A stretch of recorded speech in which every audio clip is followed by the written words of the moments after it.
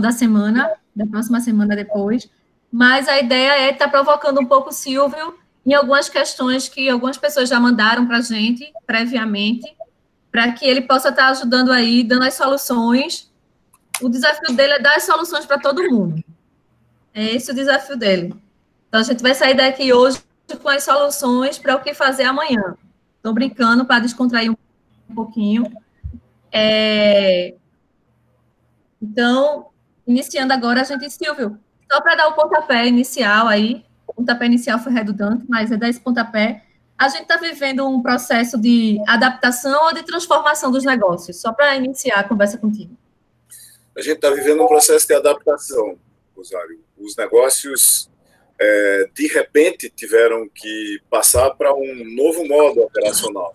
Existe uma noção de sistema operacional dos negócios, pensando que todo negócio opera uma certa plataforma que tem um conjunto de infraestruturas físicas ou virtuais, tem os serviços em cima dessas infraestruturas ou dessa infraestrutura, e no topo de infraestrutura mais serviços, se você estruturar um negócio assim, você tem as aplicações que servem cada cliente, seja de atendimento, seja venda, seja a sua cadeia de valor para trás, para frente, o seu RH, assim por diante. Então, o que aconteceu, e talvez pela primeira vez na história da humanidade, quando você olha todas as histórias pregressas de crise de esporte, mesmo em grandes guerras mundiais, você nunca teve uma parada súbita de um certo modo de operar do planeta inteiro. Pela primeira vez, a gente teve um choque súbito de supressão do comportamento físico que afetou todos os negócios. E aí, o que é que você viu? Você viu, por exemplo, negócios que partiram direto para entrar em contato com os clientes no Zap. Teve gente que fez isso no primeiro dia, fechou, mas eu estou aqui. Eu recebi de restaurantes que nunca faziam nem entrega, recebi de buffets que nunca fizeram comida para casa e assim por diante. Ou seja, teve gente que viu que que havia um novo modo de interação. Isso foi uma adaptação, mas não foi uma transformação. Uma transformação exige você mudar os fundamentos, as fundações do seu negócio, e ninguém fez isso ainda.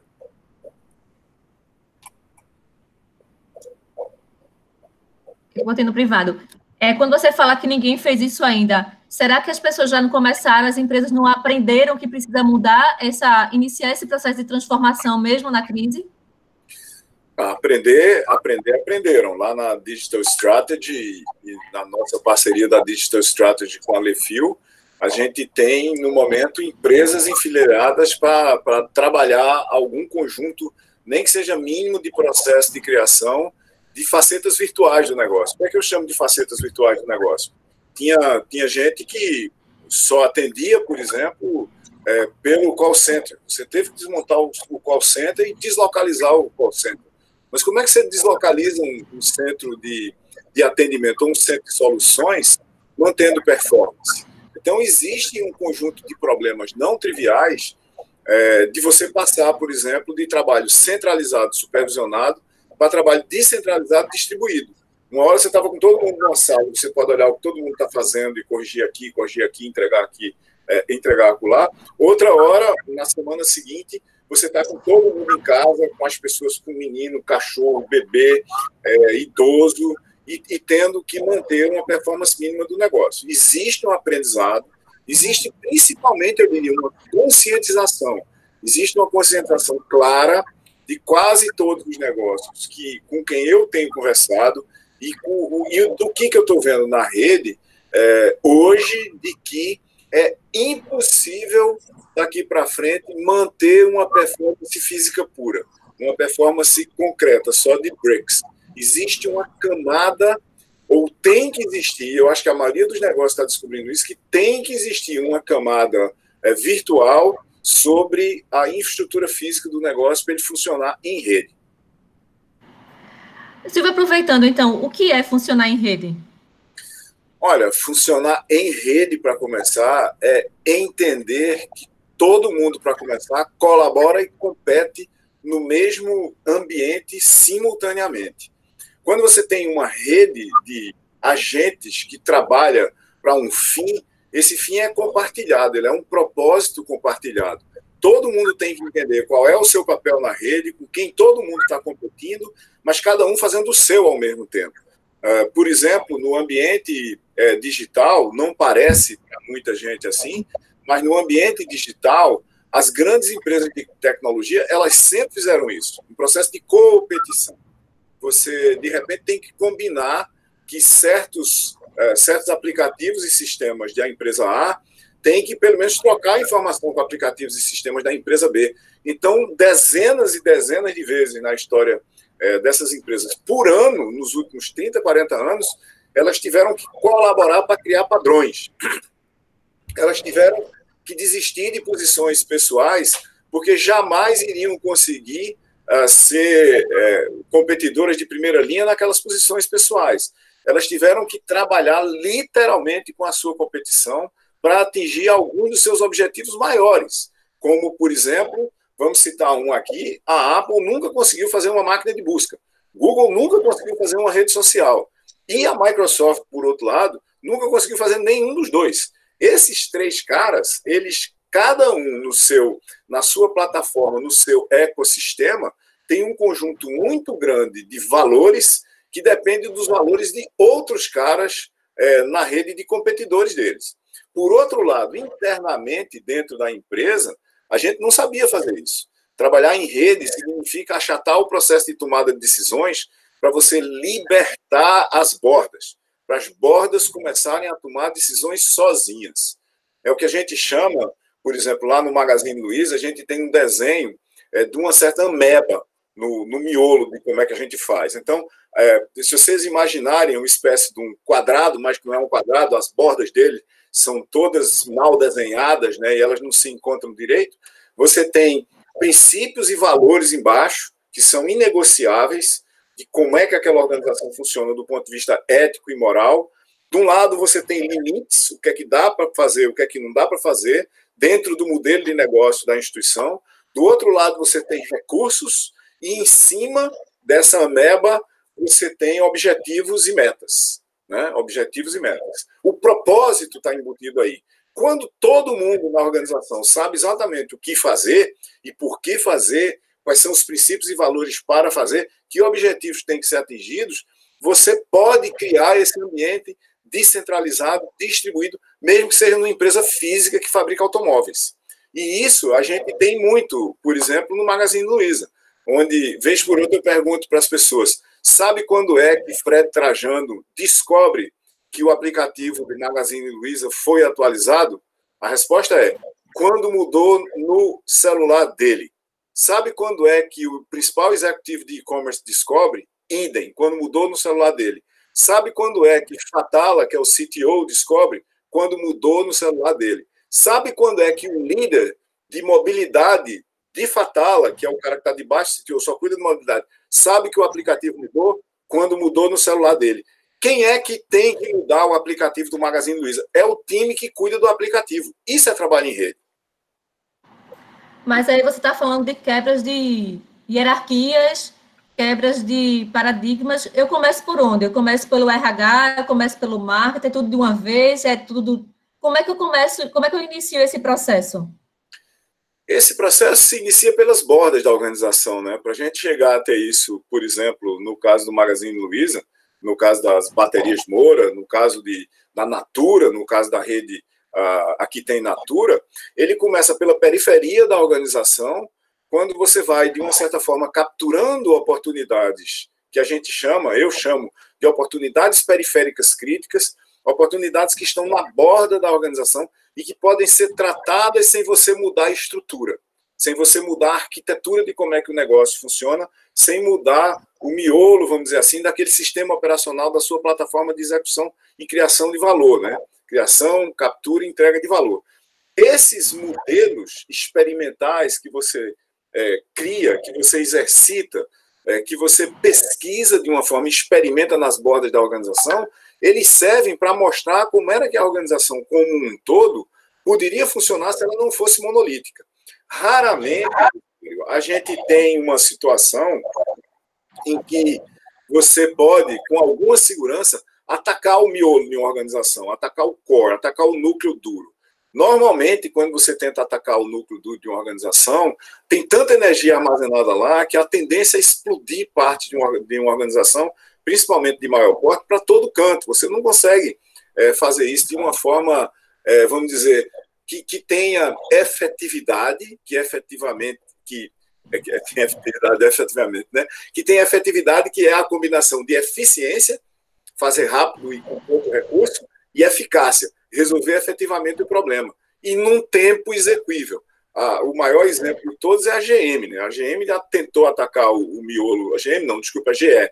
A GE tentou atacar o miolo do modelo de negócio dela e deu tudo errado, ela perdeu basicamente um Facebook de valor na Bolsa nos últimos muitos anos. Não que a GM tenha dado certo, a GM está dando totalmente errada também, mas isso já é outra história, não foi o exemplo que eu quis citar aqui. Mas então esse processo ele pode ser gradual, mas tem que ter um horizonte onde eu quero chegar. E aí, é isso que eu estou entendendo. E aí, se você me permita, me explica como se a gente pode experimentar, esses experimentos, eles podem acontecer no momento de crise que a gente está vivendo, e experimentar e segurança são duas coisas que podem estar juntas? Olha, veja, vamos falar de momento de crise aqui, vamos para uma crise que houve lá atrás, ali no começo da década de 2000, né, 2010, que parece que não foi sentida por muita gente. Aquela crise de 2008, muita gente ficou se enganando no Brasil, achando que aqui não tinha uma crise de 2008, né, a crise global. Ela, de uma certa forma, foi sustentada com recursos públicos, apareceu muito tempo depois, mas ali em 2010, 2011, o varejo físico no Brasil tinha uma grande crise. E essa grande crise era uma parte do varejo está mudando para digital, o Mercado Livre já está lá. E como é que você vai fazer para experimentar na borda do varejo físico e ver se você consegue competir com o varejo digital? Essa foi a grande crise que o Magazine Luiza estava, por exemplo, em 2010, 2011. Foi ali que foi começado o Luiza Labs com 2 pessoas, quando a ação do Magazine Luiza valia R$1. Pelo valor da bolsa de hoje, eu nem sei qual é o valor que está na bolsa hoje, mas a última vez que eu vi, na comparação, ela sofreu um split, né, essa ação, mas hoje ela está, comparando lá com o preço do split, ela está por uns R$250, ela valorizou 250 vezes de lá para cá. Naquela época valia R$1, e o que era que você tinha que fazer ali? Você tinha que fazer uma aposta na periferia do Magalu para ver se era possível aquela organização competir no universo virtual sem destruir o negócio do Magalu, que era um negócio de varejo físico, tá certo? Isso foi um experimento chamado Luiza Labs. Começou com 2 pessoas, numa organização do tamanho do Magalu, que tinha 60 anos. Ou seja, é possível fazer, é viável fazer, é possível fazer de forma segura, limitada, controlada, é possível estabelecer objetivos, é possível estabelecer metas, é possível ter métricas para medir isso. O que não é possível é você começar pela borda, querendo que o que você começou pela borda tenha os mesmos objetivos, metas e métricas do núcleo. Na hora que você faz isso, você mata o experimento da borda, como muita gente faz. Que é o seguinte, eu crio uma operação de borda para tentar aprender a fazer alguma coisa nova e uso o mesmo conjunto de KPIs, né, de KPIs, que eu estou usando no núcleo do meu negócio, no núcleo de alta performance. É óbvio que a borda nunca vai ser relevante e é óbvio que ela só vai dar prejuízo durante muito tempo. O fato que a gente tem hoje é que depois de 8 anos, né, dessa bordinha do Magalu, que começou com 2 pessoas, 50% de todo o negócio do Magalu é virtual. Se não fosse, a gente estaria nessa crise, eu estou falando a gente porque eu sou membro do conselho de administração lá, se não fosse, a gente estaria com problemas absolutamente fundamentais de sobrevivência hoje. Mas aí eu acho que traz pessoal, quem quiser perguntar também, tem algumas pessoas me perguntando aqui no privado se podem falar, fica à vontade, tá? Mas, assim, quando você fala, me dá uma sensação que uma das coisas mais importantes, independente de qualquer coisa, são pessoas dentro da organização que têm uma visão, têm um mindset para esse tipo de pensamento, de negócio. Se eu não tenho isso na minha organização, eu faço o quê? Olha, para a gente manter uma linha aqui de continuidade e que depois a gente vai abstrair para um bocado de coisa, no caso do Magalu, foi trazido de fora, né? Foi trazido de fora. Não era a informática do Magalu que ia conseguir fazer um e-commerce. Com a cabeça da informática legada do Magalu, que já tinha 50 anos. Então, quando você precisa fazer uma coisa nova, mesmo que seja a diferença entre você pilotar a Fórmula 1 e correr de moto, né? Não tem, eu acho que não lembro nenhum piloto de ponta dessas categorias que tenha corrido bem nas duas. Teve alguns caras que fizeram algumas corridas em uma e outra, mas ninguém nunca conseguiu correr de moto e correr de Fórmula 1. As velocidades são as mesmas, os riscos são parecidos, talvez a única diferença seja que moto precisa de mais equilíbrio do que Fórmula 1.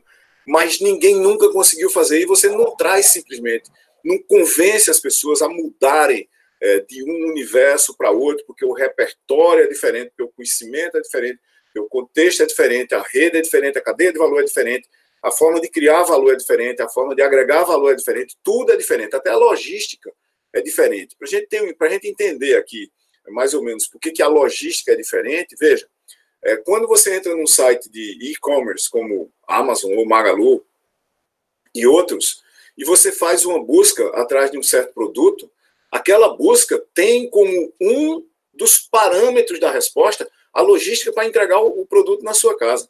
Está na equação de busca. Não é se tem ou não o produto no estoque, na prateleira. É quanto tempo eu levo para levar aquele produto para a sua casa, para eu ordenar a busca de tal maneira que eu vou lhe mostrar primeiro produtos similares que eu possa entregar mais rápido. Por que isso? Porque entrega e rapidez da entrega muda dramaticamente a taxa de conversão do e-commerce. Como é que você vai explicar isso para uma pessoa que está no físico? Que, por sinal, sabe da mesma coisa. É muito mais fácil você vender uma coisa que está dentro da loja do que uma que vai levar 3 semanas para chegar. Mas quando você vai para o digital, por que muda tudo? Muda tudo porque a decisão vai ser feita no algoritmo. Você vai ter que catar uma galera de código para eles fazerem isso para você. E isso é totalmente diferente do que qualquer um que estivesse em varejo, por exemplo, estaria pensando em fazer. Tem que trazer ajuda externa. Essa ajuda externa é para sempre? Não. Essa ajuda externa é para fazer estratégia, é para fazer plataforma, para começar a fazer ecossistemas, aplicações, é para fazer intervenções de marketing, de modelo de negócio, de estratégia de negócio, para mexer com capital humano, tudo isso paulatinamente de forma articulada, mas para a empresa começar a se tornar competente nisso.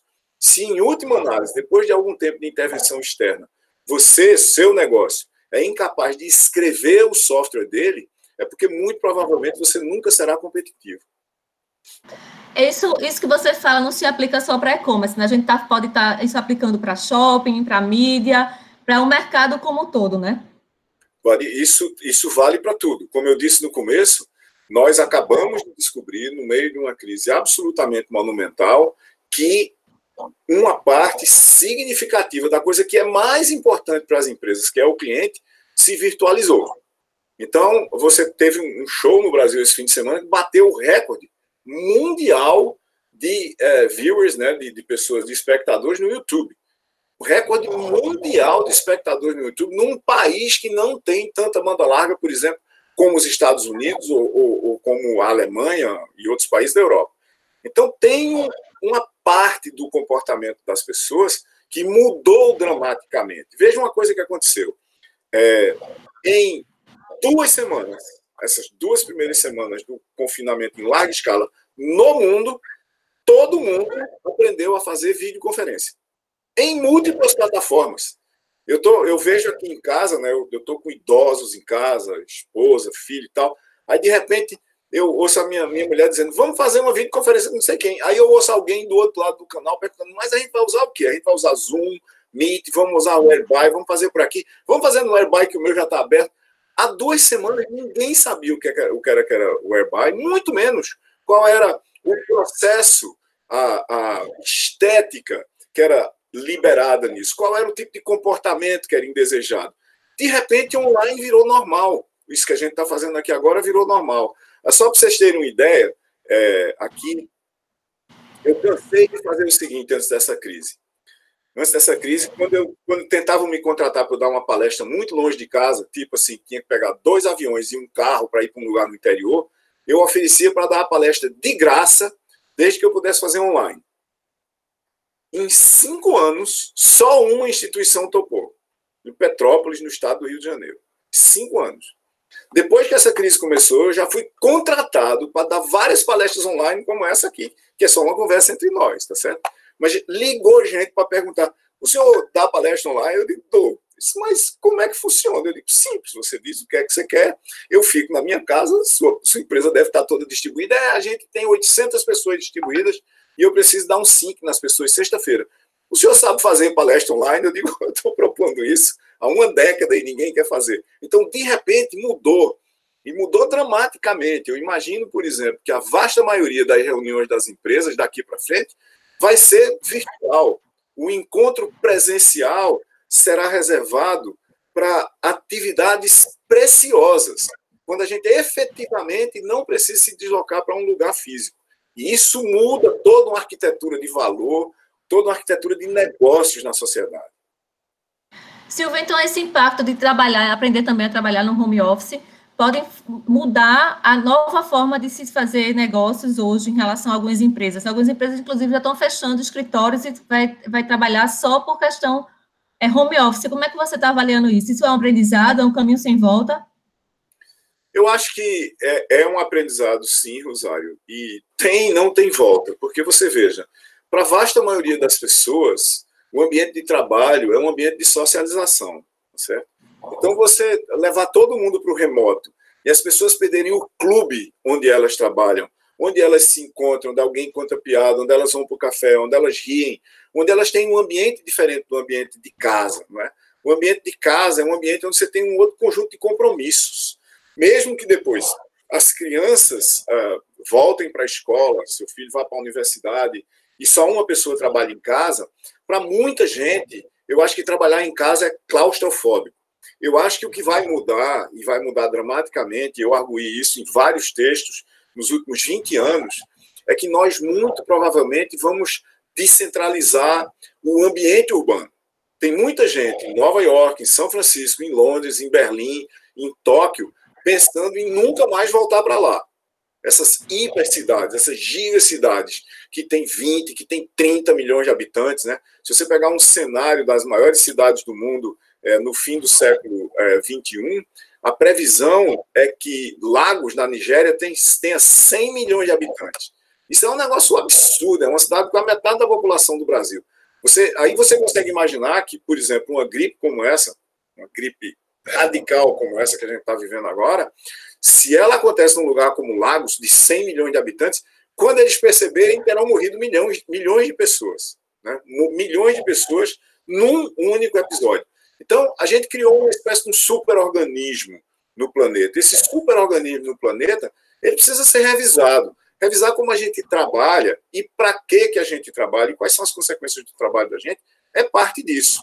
Mas é parte também da revisão de para que a gente vive e como que a gente vive. Né? Isso não aconteceu por acaso. Vamos dizer assim, existiam vários alertas e alarmes. Teve SARS no começo da década, né? Depois teve MERS ali na Arábia, mais ou menos no meio da década, e agora veio esse. Tá certo? São três caras iguais, aparentemente iguais, com esse sendo muito mais poderoso do que todos os outros, esse vírus, e de repente a gente não fez nada.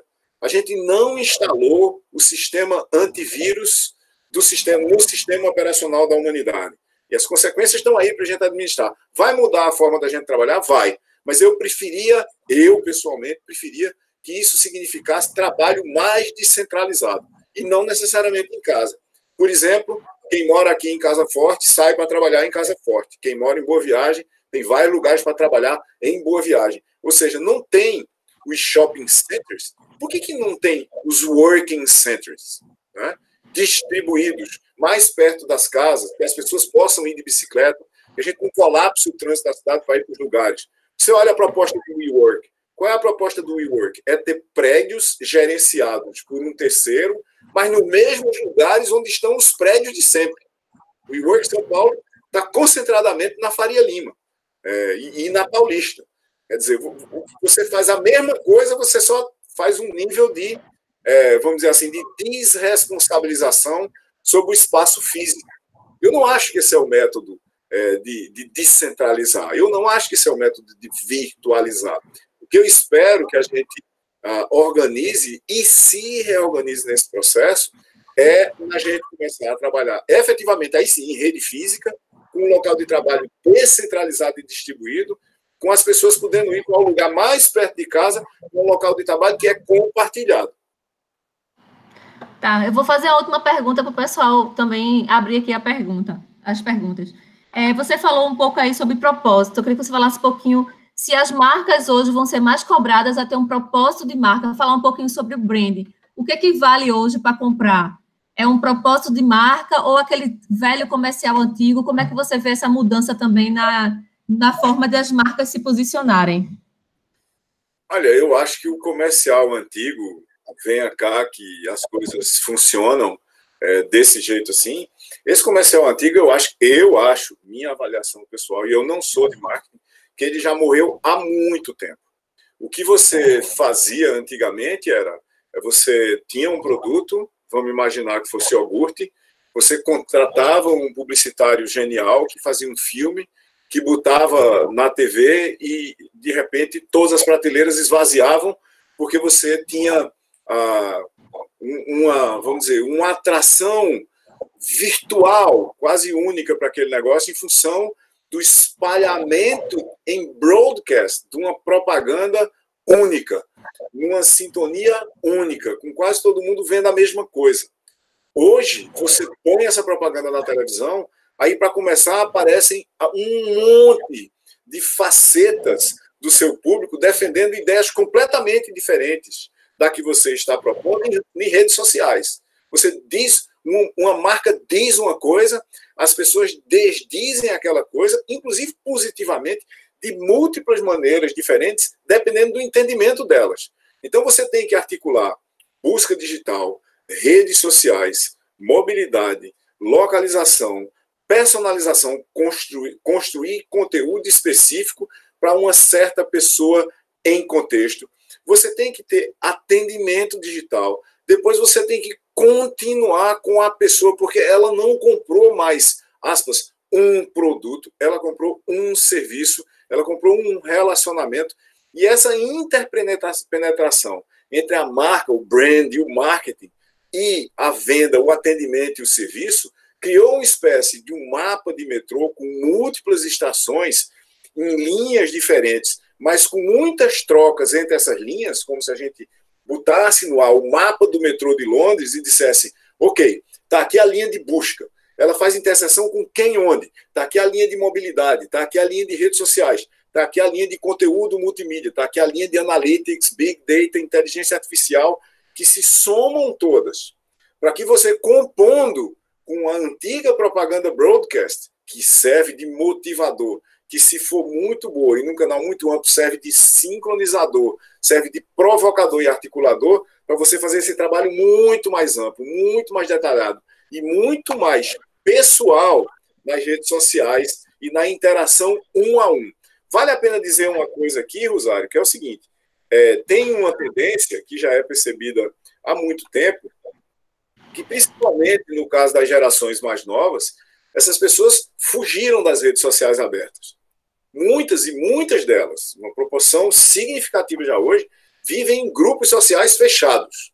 Meu grupo dentro do Facebook, meu grupo dentro do WhatsApp, meu grupo dentro do Twitch, onde eu jogo com meus amigos, meu grupo no Telegram, onde eu me encontro com a turma da praia, do vôlei, sei lá mais de onde.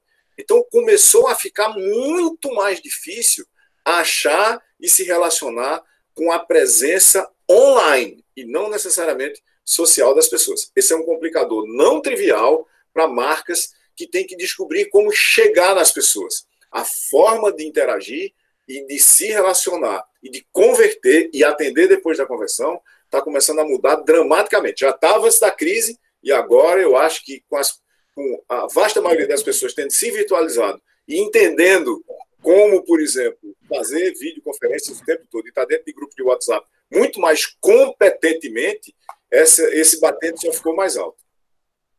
A Paula está querendo perguntar. Paula Meira, você quer perguntar por aqui? Paula fez uma pergunta via Oi, chat. Rosário, estou aqui. Olha aí. Consegui. Oi, Paula, obrigada por ter vindo. Obrigada, Silvio, como sempre, você é brilhante.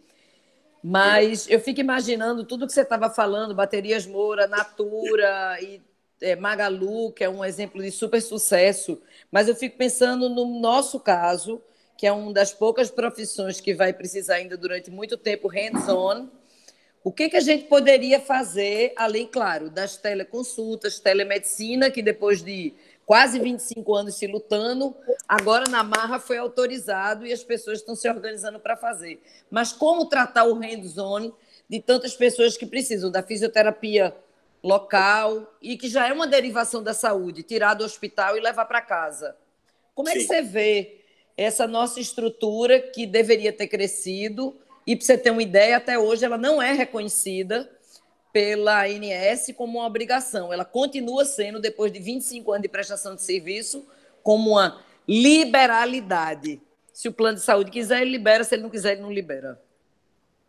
Veja, isso vai ser quase que mandatório que vai acontecer, tá certo? Eu imagino o seguinte, meu cenário pessoal aqui diz que a gente está só no começo da crise, tá certo?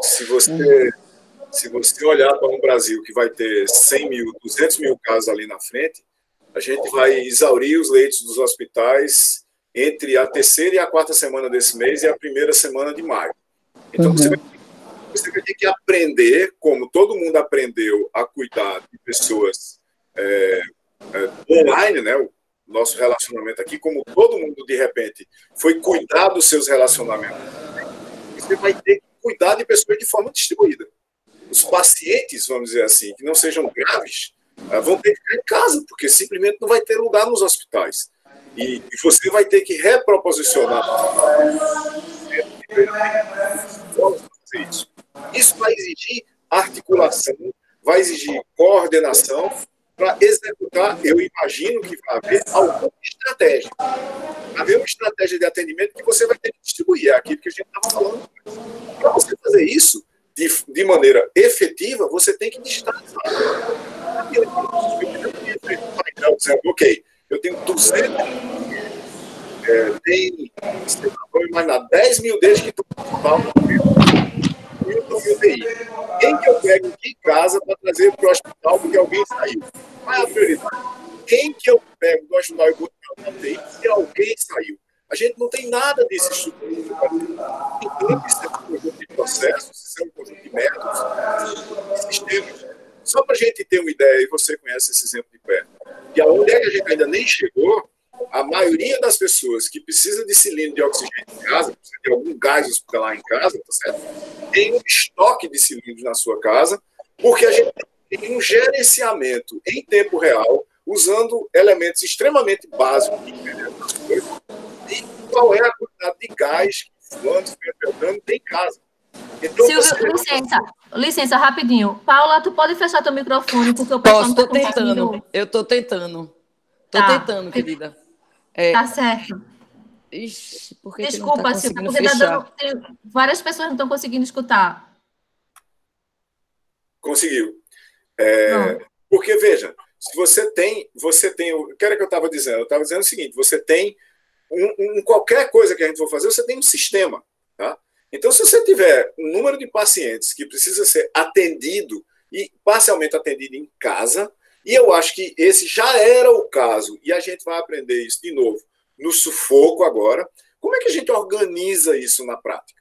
E o que eu estava comentando quando você interviu, Rosário, é o seguinte, mesmo no serviço da Interne hoje, você tem coisas que deveriam ser padrão, por exemplo, internet das coisas, para monitorar o sistema de atendimento, o subsistema de atendimento que está na casa do paciente e o próprio paciente. Isso não existe, não está regulamentado, ninguém saiu para fazer. Os protótipos que existem, todo mundo olha com desconfiança. Tem uma startup no Porto Digital, que é a Salvos, que ela tem um sistema de gerenciamento de gás hospitalar, que faz com que você diminua dramaticamente a quantidade de cilindros que tem que estar no meio da rua, diminuindo o preço, aumentando a eficácia, diminuindo complexidade. Mas isso era aquela coisa, todo mundo precisava dizer, ok, não pode ter gás hospitalar, que é um recurso raro e caro, não gerenciado no meio da rua. A gente está gerenciando gás hospitalar no meio da rua, ou nos hospitais, como se esse fosse um bem, assim, livre, aberto, como se fosse banana, entendeu? Então, tem algumas coisas que a gente vai precisar elevar o nível da sociedade para competir de forma mais organizada, forma mais sofisticada, de forma mais eficiente. Isso vale para absolutamente todo mundo. Eu não estou querendo dizer, por outro lado, que tem informática em tudo. Não é isso. Informática serve para a gente codificar processos físicos ou virtuais. Se a gente quiser visitar a fábrica da Fiat em Itapissuma, em Goiânia, a gente vai ver que a fábrica tem 700 robôs. Ela tem 700 robôs e 4 mil empregados. Se ela não tivesse os 700 robôs, ela teria 30 mil empregados. Mas, em compensação, ela não vendia um carro para ninguém, porque o carro dela não passaria no teste LAT-NCAP, por exemplo, de segurança. Os níveis de segurança exigidos de um carro hoje, por outro lado, exigem que quem solda o carro é um robô, quem solda as chapas é um robô, por causa da pressão exigida, por causa da consistência envolvida no processo de solda, por causa da distância entre os pontos e assim por diante. Então, tem mudanças no ambiente físico, tem mudanças no ambiente digital puro e tem mudanças no espaço entre os dois. Eu vou abrir agora para Maurício Xavier, diretor da Católica Business School, e aí está querendo fazer uma intervençãozinha. Maurício, está com você.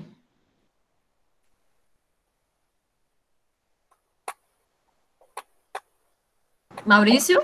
Oi. Silvio, tudo bem com você? Tudo, e aí? Como é que tá? Tranquilo. Silvio, estava escutando aqui e fazendo algumas reflexões, né? E a gente tem essa disruptura também muito fortemente na área da educação, principalmente com a obrigatoriedade praticamente que as organizações tiveram de desenvolver outros meios. E aí você encontra uma dificuldade enorme, que são as pessoas que não estão competentes para trabalhar com tecnologia e muitas vezes todo o conhecimento que elas têm, elas não conseguem passar isso através de uma intervenção um pouco mais assertiva em relação a essas metodologias. Como é que você está vendo a questão da educação, né? E principalmente qual o rumo que você acha que vai acontecer a partir desse momento de ruptura que está acontecendo nesse mercado? Essa é uma pergunta muito interessante, Maurício. Obrigado.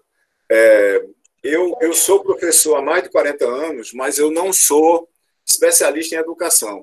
Quem é especialista em educação é o meu irmão, Luciano Meira, que é da Universidade Federal de Pernambuco e é da Joy Street e tem um PhD em educação. Ele tem um PhD nisso em Berkeley. E tem uma frase dele que eu vou usar para começar a tergiversar aqui sobre a sua pergunta, Maurício, que é o seguinte. Tem uma frase de Luciano, mais ou menos ali de 2005, que é a seguinte: a sala de aula morreu.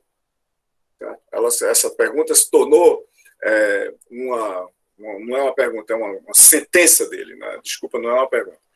A sentença de Luciano, a sala de aula morreu, ela morreu logo depois que a internet se transformou numa coisa que muita gente podia usar e que tinha muito mais conteúdo do que em qualquer lugar do mundo. Quando eu tinha 7 anos de idade em Arco Verde, aqui no interior de Pernambuco, o lugar, para mim, mais interessante de todos os lugares em Arco Verde era a biblioteca do Colégio Cardeal Arco Verde. Lá era o mundo, tinha tudo lá. Tudo que eu queria fazer estava naquela biblioteca.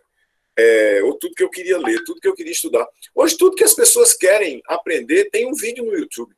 Com tudo sendo um vídeo do YouTube, como é que a gente vai para a aula para ver um professor repetindo os slides dia após dia, aula após aula, ano após ano? Como é que a gente, por exemplo, ainda não inverteu a sala de aula?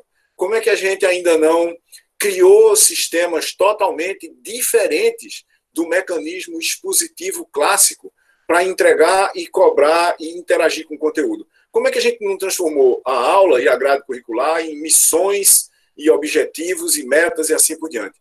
Como é que isso ficou parado nos últimos 3.000 anos? A escola que a gente tem hoje é extremamente parecida, a escola clássica, é extremamente parecida com a escola de Platão. Mas, por outro lado, se você olhar para o que foi que aconteceu na mágica dessa necessidade transformadora causada pela pandemia, foi o seguinte: eu vi os exemplos, e vi de perto o seguinte: professores que, na segunda-feira, quando as aulas das universidades foram canceladas, que fizeram o seguinte: mas, pessoal, eu montei aqui esse grupo de Zap, pedi o número de todos vocês à secretaria, montei esse grupo de Zap, E nós vamos tocar a aula de hoje, segunda-feira, às 4 horas da tarde, no modo normal. Qual é o modo normal? Está aqui o PDF com os meus slides. E eu vou mandar um áudio para cada slide. Os slides, os áudios vão começar. Slide 1, esse é o áudio. Slide 2, esse é o áudio. Slide 3, esse é o áudio. Depois que vocês ouvirem todos os áudios, a gente vai discutir por texto aqui para ficar gravado e eu medir a contribuição de cada um ao processo de discussão. Totalmente básico e, ao mesmo tempo, totalmente mágico. Esse professor não deixou de dar uma só aula. Detalhe, na segunda semana ele já tinha mudado as aulas para o Meet, aqui como a gente está hoje. Já tinha botado pesquisas online, usando Forms. E por aí vai, quer dizer, essas transformações são pessoais. Agora, tem uma coisa que já tinha acontecido, não é que aconteceu por causa disso, que é o seguinte, a sala de aula morreu. Tem coisa muito mais interessante para pessoas de todas as idades do que ficar sentado numa sala de aula 4, 6, 8, no caso dos alunos que vão fazer o Enem, 10 horas por dia. Isso é criminoso. É um crime contra a humanidade. Você sujeitar um adolescente a passar 10 horas numa sala por dia olhando alguém falar uma matéria que está num caderno, ou que está num livro, ou que está numa apostila, ou no slide. Essa transformação já não era sem tempo. E o que é que eu estou vendo? Eu estou trabalhando agora, por exemplo, numa montagem de um curso de graduação que é distribuído com pontos físicos e calor humano. O que isso significa? Que o curso vai ser dado por uma universidade, simultaneamente em Portugal e no Brasil, e que os laboratórios do curso são acordos com agentes locais onde tiver aluno. Ele vai ser oferecido em todo lugar onde tiver a possibilidade de ter um laboratório. Tá certo? Tanto quanto a regra do Conselho Federal de Medicina para teleatendimento e telesaúde foi mudada por causa da crise, essa mudança que já aconteceu agora, o MEC não consegue parar mais. Depois que isso passar, o MEC não vai conseguir dizer mas não vale não. Esse negócio de aula online não existe. Aula distribuída não vale. Curso distribuído não pode. Tem que ser no local onde a faculdade foi autorizada. Porque isso aqui não é revenda de automóvel, tá certo?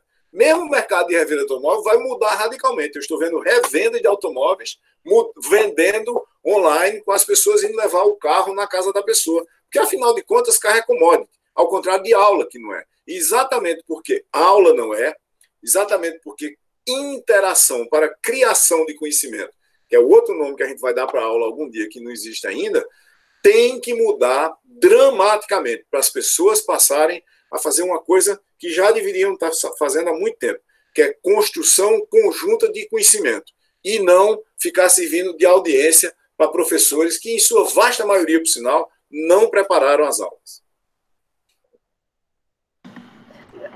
Alguém tem mais alguma pergunta? A gente está quase na hora. Bruno. A ideia da gente é sempre bate-papo muito rápido, viu, minha gente? 40, 45 minutos e toda semana vai ficar nesse esquema. Bruno, se apresente, Bruno.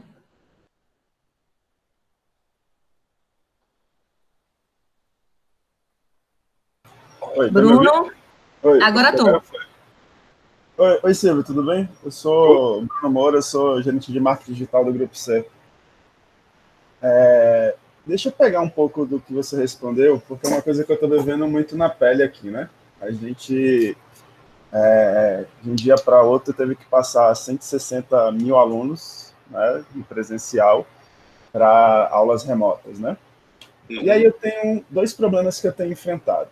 Primeiro é a construção, é o acesso das pessoas à internet, né? Sim. Porque eu tenho uma base de pessoas que são meus alunos, mas ainda tem restrição de uso de internet. A pessoa tem internet, mas tem que ter uma internet básica do celular, e para você fazer um stream, por exemplo, de 2, 3 horas, que eu tenho que fazer para compor a carga horária dela, o cara perde, sei lá, em 15 minutos a banda que ela tem ali, né? A quantidade de internet que ela tem disponível. Isso é um ponto, né? E o outro ponto também disso, que eu acho que você falou um pouco, que é essa questão, né, da transformação dos professores, né, de como ele consegue usar o ambiente virtual para compor o seu processo de aula, né? E dos alunos, porque eu tenho assim, uma quantidade gigantesca de pessoas hoje, né, dizendo que elas pagaram, ou elas entraram para um curso presencial e elas estão tendo aula EAD. Né? Elas não encaram o processo da telepresença como uma presença. Né? E isso tem sido assim o meu problema diário todos os dias para tentar explicar a essas pessoas desse novo processo. Né? E aí eu queria te ouvir um pouco sobre isso, de como você acha que as instituições vão trabalhar esse processo também de acesso, né? Como a gente vai conseguir moldar junto com as operadoras, se isso tem que virar um serviço público de garantia mínima ou algo do tipo, não sei. É isso, só para tentar. Ok. Veja, a primeira coisa, Bruno, obrigado pela pergunta, mas a primeira coisa que está errado na base é a gente usar educação à distância, certo? O setor usou isso de forma sistemática e há muito tempo. Criou-se, inclusive, uma Associação Brasileira de Educação à Distância. Então, a maior distância que eu acho que tem na educação é entre um professor que não sabe o que está falando e uns alunos que não sabem o que é que estão fazendo ali, e eles estão na mesma sala. A distância entre os dois é infinita. Quando você tem educação digital, imaginando que a gente pudesse criar ambientes como esses daqui, a forma errada de fazer ela é você transmitir aula, tá certo? A transmissão de aulas. Vamos pegar e vamos fazer streaming de aula, porque é só o que a gente tem. Isso é catastrófico. Porque você faz o seguinte, você pega uma coisa que é ruim, na realidade, que é péssima, que é aula, e aí você diz, vamos botar as aulas online. Aí é uma catástrofe completa, tá certo? Note que se você for para um negócio de produção, e eu acho que todos nós da educação, de conteúdo, deveríamos estudar um pouco de como é que é feito um negócio que prende a gente na tela sem a gente sair, tá certo? É mais ou menos o seguinte, para cada minuto de tela, se for uma produção barata, tem algumas horas de produção, de criação, de desenho do conteúdo, de escrita, de preparação de cenário, de intervenções, do diabo a quatro, certo? Cada minuto tem algumas horas. Se for uma produção mesmo, cada minuto pode ter dezenas de horas, centenas de horas. Então, o que a gente está tentando fazer? A gente está tentando pegar a sala de aula, e enfiar online. Isso não funciona. É a forma errada de fazer. Se a gente tivesse estruturas digitais, imagine, o aluno baixa coisas para o computador dele. Vamos imaginar que ele baixe. A única coisa que fica online é interação. É interação. Como que no universo que os alunos, que a gente está querendo sincronizar os alunos de novo, a rede é distribuída. Ela é atemporal. Quando você põe as coisas em rede, você desincroniza, tira do mesmo tempo e deslocaliza. É desincronizado e deslocalizado. Eu tenho um adolescente em casa que tem problemas severos com a manhã, o horário matinal. O cérebro dele só tem 4 neurônios ligados. É um para o coração, um para o pulmão e os 2 outros ficam ligados do barulho do despertador, porque senão ele não acorda. Como é que ele vai assistir a aula de manhã? Como é que a gente vai fazer streaming de aula? O sistema educacional está todo de cabeça para baixo e ele parou de pensar até sobre como é que ele funciona. Não é só que ele parou de pensar sobre o conteúdo dele, não. O conteúdo dele também está totalmente errado, não só na forma em que ela é entregue, mas no conteúdo em si. O problema adicional em cima disso é que nós, sistema educacional, e aí eu estou me incluindo, nós estamos tentando pegar a aula e enfiar na internet. Está totalmente errado. Isso não faz nenhum sentido. E era chegada a hora da gente partir para cima do MEC, que é o espaço regulatório desse negócio, e convencer o MEC que isso não faz sentido. Nenhum sentido fazer desse jeito. E as operadoras não têm nada a ver com isso. Se eu fosse na operadora e alguém chegasse lá para mim, eu ia dizer, olha, o problema é o seguinte, vocês precisam pensar melhor como é que vocês entregam esse conteúdo. Porque se vocês pensassem melhor, eu teria um conjunto de mecanismos de interatividade que eu podia criar para vocês de uma forma completamente diferente do que é o pensamento padrão hoje. A gente tem 2 perguntas, uma Ibsen de Morada da Paz, Grupo Vila, que está lá em Natal, Silvio, é um parceiro grande da gente, dele, Vivi, Elisa, a equipe dele está toda aqui. Uhum. Dá uma palavrinha agora, e depois tem Alexandre, que é da Carajás também, com um desafio imenso aí. Vamos, Ibsen. Opa! Olá, eu não acho que foi uma... Você buscou aí Eu não coloquei pergunta, não, na verdade. Botasse não, então foi. Então, vou para Alexandre. Silvio, prazer aí conhecê-lo. Opa, Alexandre. Satisfação. Veja bem, a gente é uma empresa de home center, tá? Uma empresa ligada à construção civil, né? A gente vem percebendo que há uma mudança, né? E só que assim, a gente até vem trabalhando essa questão do e-commerce para fazer o Go Live e tal. Só que a gente tem um desafio muito grande, porque a gente é um pouco diferente do supermercado. O nosso produto é um produto muitas vezes técnico, não é como você chegar no supermercado, vai comprar feijão e arroz, você sabe o que vai comprar. Então, muitas vezes o cliente vai comprar nas nossas lojas uma caixa d'água, ele precisa de uma boia, ele precisa de uma bomba, então tem todo esse processo. E eu vi você falando um pouquinho do sucesso do Magazine Luiza e alguns varejos, né? A gente, como empresa pequena, uma empresa local, a gente tem muitos desafios, né? Quando a gente fala local, a gente quer um regional, mas como chegar a isso? Porque às vezes não é só você ter o dinheiro e dizer, eu quero esse processo pronto, eu quero esse sistema pronto, e amanhã acontece. E é um desafio que a gente está vivendo hoje. Como é que você vê hoje o varejo, ele funcionar só no off, ou o omnichannel, como se fala hoje, no nosso segmento? Como é que você está vendo o material de construção ou o home center, de modo geral, no Brasil? As oportunidades? Olha, o negócio de home center, globalmente, né, quando a gente pega home center, reformas, pequenas construções, e como você é do setor, você sabe, do it yourself, que fora do Brasil é gigantesco, e talvez pelo aumento da quantidade do tempo que as pessoas vão passar em casa, isso pegue um outro volume no Brasil nos próximos anos, né? Esse mercado é interessantíssimo exatamente pelas razões que você falou. Ele é um mercado que exige, para muita coisa, quase uma consultoria técnica, né? É como se você tivesse que dizer o seguinte, não é só eu pegar e vender o aparato X, mesmo que seja uma tomada que a pessoa vai facilmente instalar. Porque você chega lá e diz, eu quero uma tomada. Eu disse, mas você vai botar o que nela? Você vai botar uma chapa.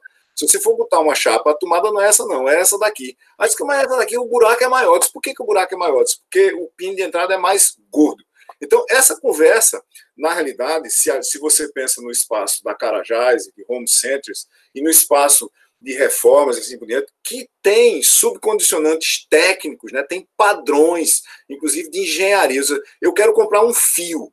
A pergunta é, para quê? Porque dependendo do fio que você vender, vai ter um incêndio do outro lado, vai ter curto-circuito, vai acontecer todo tipo de coisa.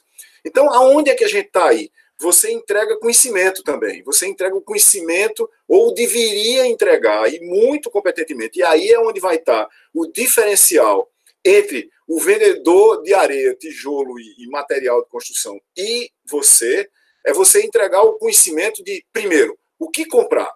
O que comprar numa certa qualidade, né? Peter Drucker tinha aquela frase famosa de qualidade é o que você quer pelo preço que você pode pagar, né? Então não é o seguinte, você chega num lugar e diz, tudo que eu tenho aqui tem terminal de ouro, certo? Mas ninguém consegue comprar isso, a não ser de 0,01% da população. O que eu vendo de qualidade que você pode usar na sua obra, reforma, construção, para você brincar, ou sei lá o que for, que eu consigo lhe entregar e lhe acompanho depois. Tem um conjunto de coisas que a gente precisa fazer no varejo em geral, que também serve para você, que é o seguinte, o varejo gasta muito dinheiro para capturar uma transação, certo? E quase que imediatamente depois ele abandona o cliente. Quanto maior o valor do bem a ser vendido, mais isso é dramático, né? Porque quando você vai capturar alguém online, o que você gasta para capturar essa pré-transação, para capturar o lead, é medido por Google, pelas redes sociais, por mais quem for, como uma fração do que ele sabe que é o valor da venda. Ele sabe quanto é que você está disposto a pagar. Ele tem conhecimento abundante sobre isso. Quando eu capturo essa transação, eventualmente eu faço, mas eu não entrego direito. Eu não entrego na hora. Eu entrego quebrado. Eu entrego errado. Eu não dou assistência depois. Eu não só perco aquele cliente, mas eu passo a ter um detrator. Então você tem que articular uma cadeia inteira, onde o seu marketing está casado com a sua venda, está casado com o seu estoque, está casado com a execução, está casado com o atendimento, está casado com a troca. Não é? Quando eu falei ali no caso do Magalu, no Magalu é o caso que a logística da gente interfere na busca. Tá certo? Então, o cara pergunta para você, caixa d'água não sei o quê, e ele está perto de uma loja que já tem lá, você sabe que essa venda é mais fácil para você. A diferença que tem é que, de novo, como eu já falei anteriormente, essa venda é algorítmica. E se a pessoa ligar, se ela fizer uma busca e ligar de dentro da busca, eu tenho que saber que ela já fez a busca. Talvez fosse até bom eu saber o que é que ela já viu da busca. Aonde é que ela já navegou no meu site. Para isso eu tenho que ter um acompanhamento ponto a ponto dessa cadeia de transação, porque não é necessariamente na primeira vez que a pessoa liga que ela vai comprar. Ou não é na vez que ela clica que ela vai comprar. A gente tem exemplos, Alexandre, no mercado, por exemplo, no mercado automobilístico, que uma pessoa leva 8 meses entre a primeira busca e a primeira configuração de um carro dentro do site de um fabricante para ir efetivamente na revendedora comprar aquele carro. E se você não der atenção a essa pessoa, paulatinamente, ele foi lá, montou o carro, você não precisa pedir nada. Quer seu CPF para você simular o carro? De jeito nenhum. Eu sei qual é o endereço IP do celular dele, eu sei qual é o celular que ele está usando, eu sei de onde ele veio, eu consigo saber de um bocado de coisa. O Rosário sabe de tudo isso digitalmente. Na segunda vez que ele vem, eu posso perguntar para ele, você não quer me dizer onde é que você está, para eu saber qual é o melhor carro que eu tenho para você, qual é a cor que eu tenho para lhe entregar mais rapidamente? Então você desenvolve um relacionamento pré-compra para vender. E, infelizmente, uma parte significativa do varejo mais elaborado, que custa mais caro para você conseguir a transação a partir do digital, não consegue desenvolver esse relacionamento pós-venda. Isso não significa você ter um app necessariamente, não é isso. É você saber quem é a pessoa, onde é que ela está, quanto tempo, por exemplo, se a pessoa comprou uma caixa de descarga do tipo tal, não sei o que lá, quanto tempo depois ele vai precisar dar manutenção naquilo para ele não ter um problema em casa. Esse contexto onde a gente vai para dentro da casa da pessoa com ela é absolutamente fundamental no seu tipo de negócio. Mas é também fundamental você ou trazer conteúdo, muitos dos seus fabricantes têm um monte de conteúdo sobre as coisas deles, digitalizar manuais, atender pela internet. Quando a pessoa vê, diz, olha, veja esse vídeo aqui. Depois do vídeo, clique nesse botão aqui embaixo, fale comigo de novo. Porque se você não tem isso, eu vou ter que pegar um atendente explicando tudinho, vou ter que abrir uma videochamada. Mas se o fabricante tem um vídeo, veja esse vídeo, clique de novo e fale comigo. Pronto. Essa articulação precisa ser feita. Ela é fundamental para você envolver, para você engajar as pessoas. Produzir conteúdo, relações, né, com o cliente, que isso aí é fundamental, né? E principalmente o que você falou aí do algoritmo, você analisar bem como você pegar a ponta dele, do começo ao final, né? Sim, sim, sim. É o que a gente chama de... Veja, você e todos os negócios de sucesso montados durante décadas, esses negócios têm um nível de intuição altíssimo, ou então tinham quebrado, certo? O que a gente tem agora à disposição de quem é inteligentíssimo e tem intuição, como vocês e todos que estão nessa conferência aqui, é dados para você ter intuição baseada em dados. Tá certo? Dados para você ter intuição baseada em dados. Então, à medida que eu coleto dados e sistematizo e simplifico a visualização desse dado, o tomador de decisão que tem intuição, ele é empoderado de uma forma completamente nova, porque agora ele vê muito mais. É como se, de repente, no dia a dia puramente intuitivo, você tivesse só óculos. No dia a dia intuitivo com dados, você tem óculos, microscópio e telescópio. Você vê as estrelas e os micróbios, tudo da mesma vez. Então, a gente vai... Obrigada, Alexandre. Silvio, obrigada. Mas antes de sair, queria já dizer para vocês que nosso próximo encontro vai ser com Gisele, do Reclame Aqui. Ela vai falar sobre a experiência de relacionamento com o cliente, se aumentou ou diminuiu nesse tempo de Covid. E na outra semana, no dia 22, a gente já fechou com Sérgio Vieira, que é um amigaço da gente, que está lá na Rússia, tocando a Coca-Cola, na área de marketing. Então, a ideia da gente é toda semana estar trazendo um pouco dessas interações, e Silvio está mais que convidado, se quiser continuar com a gente toda semana. Ó, que absurdo que eu fiz. Perfeito. Obrigado. Um abraço para todos. Obrigada, Silvio. Muito obrigada. Tchau, tchau. Muito obrigada. Obrigada, tchau, pessoal. gente. Tchau, tchau. Obrigada a todo mundo. Um abraço. Tchau.